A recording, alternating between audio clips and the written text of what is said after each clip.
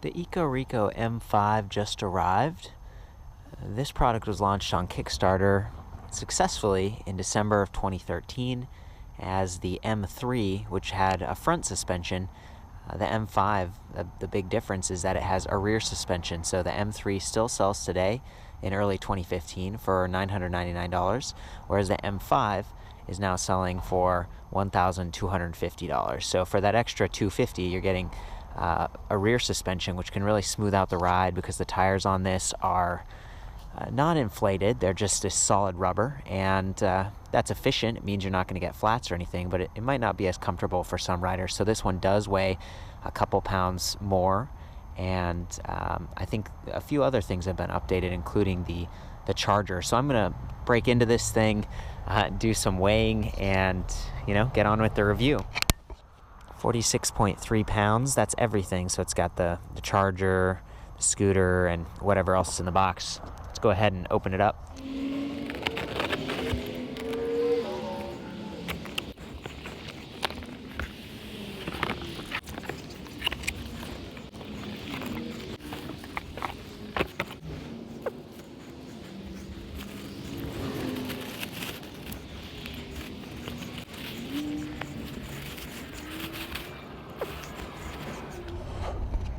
I like how everything's, printed on recycled paper, and even the packaging is pretty minimal.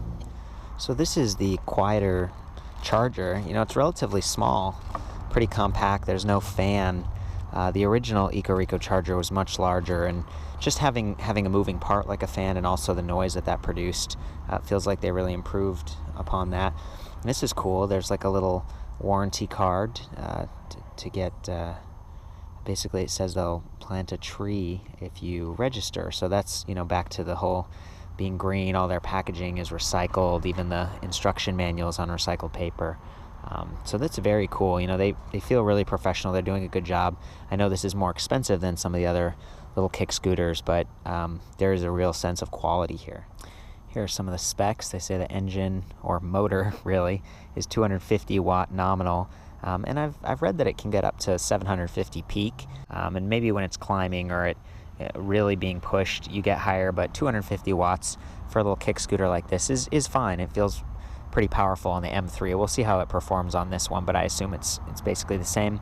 36 volt, 8 amp hour lithium iron phosphate battery. That's pretty solid. Designed to get a lot of charge cycles. They say, 2,000.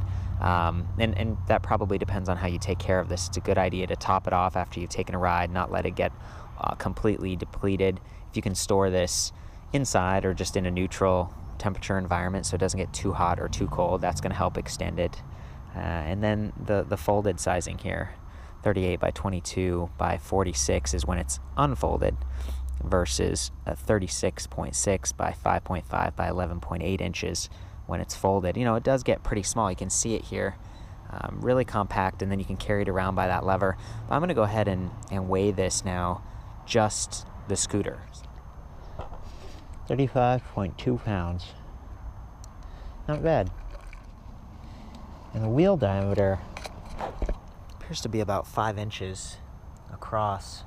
They're pretty wide. They aren't just like small rollerblade or skateboard wheels. They're definitely more substantial, and that's going to give you a higher attack angle and smooth out the bumps a little bit more, along with these solid rubber. It's fairly wide here. 1 3/4 inches, that kind of thing. Not bad. This, we'll have to see how it feels out there, but you can see the suspension up close here. There's this little padded stopper there so that you don't bottom out, and then you've got the springs, and you can get replaceable wheel covers, basically black or red, along with the spring color there to kind of customize this if you want to go completely stealth. I kind of like the red accent, it's nice, but if you're going for that more professional look, I can understand that. I'm going to go ahead and charge this thing. It says it takes about 4.5 hours for a full charge, depending on where the battery's at, but you could probably get this to like 70 or 80% in just a couple hours in most situations. I'm sure I'm not the only one who is curious to see what's under the deck and actually get a close-up of the battery on the EcoReco, so I went ahead and just got like a standard hex wrench, metric. It looks like 4mm right here, and went through and took out the little screws. They did have some sort of Loctite on them. This would probably void your warranty, so again, I'm doing this so you could see and you don't necessarily have to do this. There is this nice sort of foam deck pad under the metal, which helps to probably dampen vibration further in addition to the suspension on this. And then once you get inside, there's this nice little, it's kind of a strap here to help you lift the battery pack out. But otherwise, you can see there's a little controller. We've got the charging port over here, a whole bunch of wires running around. You know, pretty simple. And I did want to weigh the battery here as well. Looks like about 7 pounds, so 7.3 is what I got there. Okay, so I'm getting ready to do a ride test. The EcoReco M5 is all folded up right now in the position that you'd have it if you were actually carrying it around, you know, like that. Again, you know, 35.5 pounds. It's a little bit, you know, if you're carrying it to one side, it kind of, you know, it weighs on your arm a little bit, but it's not nearly as heavy as a full-size bike. And then, you know, having a range sort of up to that 20 miles is not bad. You know, you've got a big battery, as we saw, right inside, really well protected inside of this sort of aluminum frame here. So it feels like it's pretty solid. In order to unfold it, the first thing you've got to do is kind of press down on that little lever right there to release that pin. There we go. Great. And then it sort of locks in. And now to really secure it, they recommend kind of flipping up this extra bar right there. Great. So you've got the full deck to stand on, really opens things up. And then the next thing you might do is kind of pop up these bars just like that. And you can see that little cuff like snap into place, so that's gonna keep them from folding back down as you ride. And then right here in the front, you can kind of slide up those bars and click. You've got a couple of pinpoints here so you can adjust the height of those bars. So the first one is sort of the low setting. If you push that in and slide it up, you can go for the high. And then to be extra secure, you can twist this like kind of a telescoping. It almost reminds me of like a tripod. You sort of anchor that down, and now we're feeling really secure. So, you know, it's not too bad. It doesn't take too long. I did that with one hand. Again, the kickstand's really handy, keeping things straight and level while you're doing that. And then, you know, you're really ready to go. And these are somewhat adjustable up here at the cockpit. You've sort of got the trigger throttle display panel right there, along with the brake. There's only one brake, and when you pull that, it actually activates this sort of spring, sort of a hub brake or a band brake inside that rear wheel. I have seen some other, you know, pretty fancy scooters that actually have regenerative braking and that kind of thing. I don't think that's the case here. I think it's just a band brake inside that rear hub, and having it in the back is probably the safest, so you aren't, you know, losing traction or kind of doing that endo in the front. What does bother me a little bit though is that, you know, you can imagine you're standing on this thing looking down. The display is sort of angled down, and that's because it's connected to that trigger throttle right now. You could angle it up so that the display would be a little bit more visible, but then that throttle is going to be up. But anyway, power it up by holding that on-off button for a couple seconds. And there we go. It's a really simple display. You've got 0 to 25, and you can change it from miles to kilometers. You've got a battery level indicator, and then they've got that trip distance there. So if I click mode, there we go. It goes to odometer, and then it changes trip distance. So it's pretty simple. It is backlit though. I don't know if you can see that light blue glow. It's pretty nice. You know, there aren't any like lights on the unit, so people behind you, people in front of you might not see you. It might be worth, you know, putting like a little headlight on your helmet or something like that, maybe on the front and the back. So the other thing that's worth noting about this is you can't just hop on and press that trigger throttle. It won't do anything. It just kind of sits there. In order to get it going, you actually have to kind of kick forward on this, get some speed, and then the unit comes to life. And you know, that's dubbed as a safety feature. I could imagine if this was stored in the back of your car or something, you wouldn't want that trigger, whoa, you wouldn't want that to happen just like that. You wouldn't want the trigger to be active and potentially, you know, have that wheel spinning and hurt you or something like that. Whoa. Whoa, boy. You know, the thing really comes to life. This is a variable speed throttle, but it still feels a little bit jerky sometimes. There we go. Once you get it up to speed, it's a lot smoother.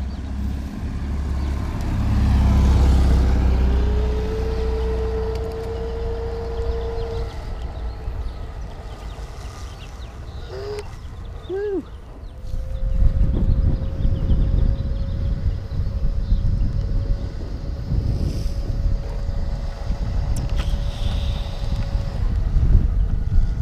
So as you can see here, you know, I'm using the throttle, but I'm gonna go ahead and activate that brake lever, and then I'm gonna squeeze the throttle, and they won't override. So basically, that does have an electronic cutoff there.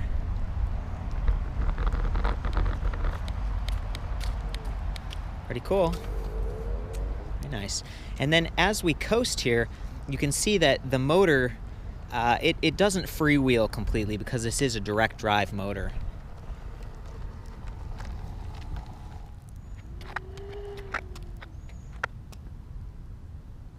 Do a little test here.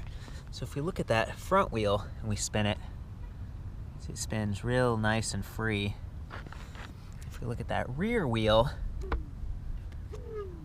you can hear the humming and you can see that it's sort of dragging. And again, I believe that inside there's a gearless direct drive motor, and those are known for being, you know, really durable. There are no gears, it's just magnets, and they're rappelling off of a stator. So it's rugged, a little bit heavier than geared, but for something like this that, you know, it might be vibrating, it's on the ground and being picked up and dropped and that kind of thing, I think they made a good choice for the motor.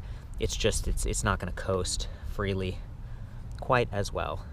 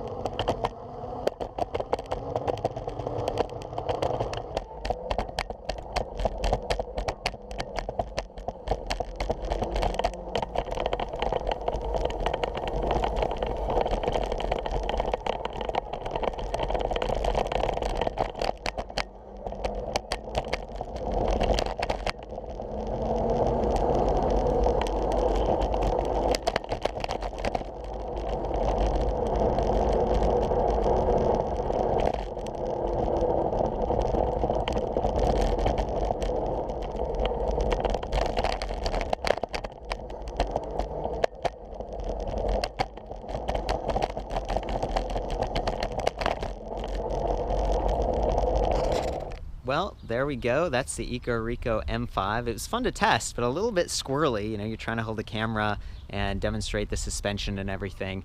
You know, again, for that additional money, is it worth the $250 to go from the M3 that doesn't have that rear suspension to the M5 that does? Well, it is noticeably different, but it doesn't have much adjustability if you're a heavier rider or a lighter rider. So to me, the rear suspension felt pretty stiff. You know, I weigh like 135 pounds, so I'm relatively light. You know, considering the level, the attention to detail that they put in on this thing, and the 2-year warranty, and all the environmentally friendly, sustainable packaging, and just the, you know, the battery quality, the fact that you could take this on an airplane because it is under 300 watt hours.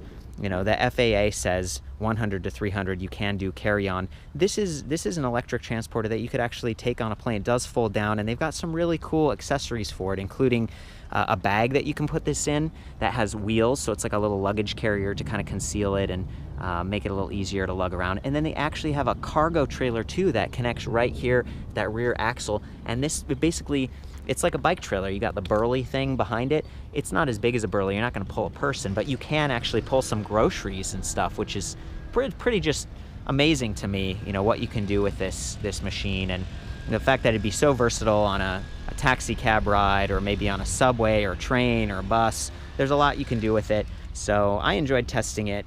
For the full written review on this little scooter and other electric rides, I'll see you back at ElectricRideReview.com.